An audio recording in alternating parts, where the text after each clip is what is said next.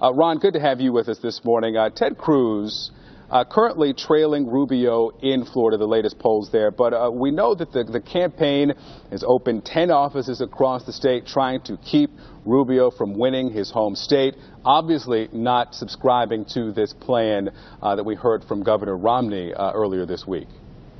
Well, that's certainly correct. We're going into Florida big. We've opened 10 campaign offices. We have a lot of support in the state of Florida.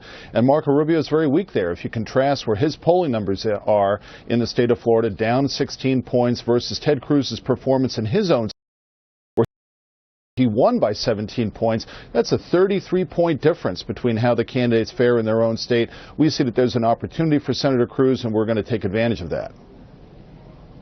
So the Romney plan, for those who did not see that speech or the interview with Gloria Borger later this week, he says that Rubio should win in Florida, Kasich should win in Ohio, Ted Cruz win wherever he can, and then potentially take it to the convention. But by depriving, Ron, Senator Rubio of a win in Florida, does that not build momentum for Donald Trump, mathematically, of course, but also the narrative that the wind is at his back and he might be unstoppable?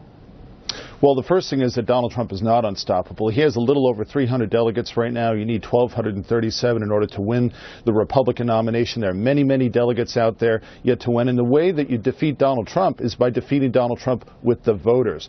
Unfortunately, because Marco Rubio does not have a plan or a pathway to get to the nomination, his people continue to talk about this, contested convention idea. That's a horrible idea. That's not a good idea. The way you defeat him is by having the voters elect enough delegates to nominate Ted Cruz, who's the only remaining candidate with a pathway to victory.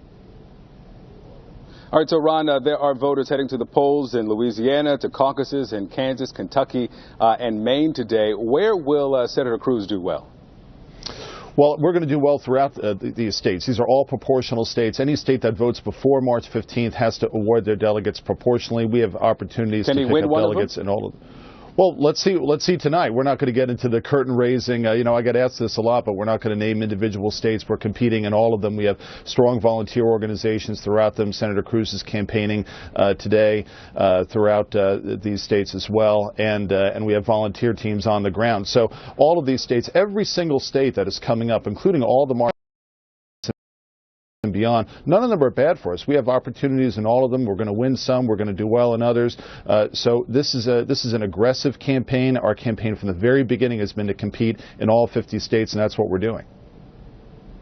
Hey, Ron, I mentioned that Gloria Borger interview with former Governor Romney, and Gloria asked him if he would allow his name to be put forward at the convention for the nomination, and he said, "We're not even going to go there."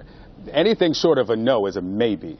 Do you expect that Governor Romney is positioning himself to be potentially this white knight to save the party at the end, skipping over candidates who have actually earned delegates through the primary and caucus process? Yeah, the answer is no, because he simply can't be nominated. The rules of the convention require that you have to win the majority of the delegations of 8 states in order to be nominated. Mitt Romney's not running for president, so he simply can't be nominated. The only candidate other than Donald Trump who could be nominated at the convention who has that pathway is Ted Cruz. Those rules, all rules can be changed, and if he doesn't get it on first ballot, then it's up in the air, is it not? It's not up in the air. Certainly, the notion that the Republican convention, I've been a convention delegate, I've been active in the Republican Party for 25 years. I was chairman of the California Republican Party for 4 years. The notion that our convention would nominate a candidate who didn't run, who didn't receive the votes of any voters, is simply not realistic. That's not what's going to happen. This convention is either going to wind up nominating Donald Trump or Ted Cruz, and we'd prefer for it to be the latter. That's what we're campaigning for.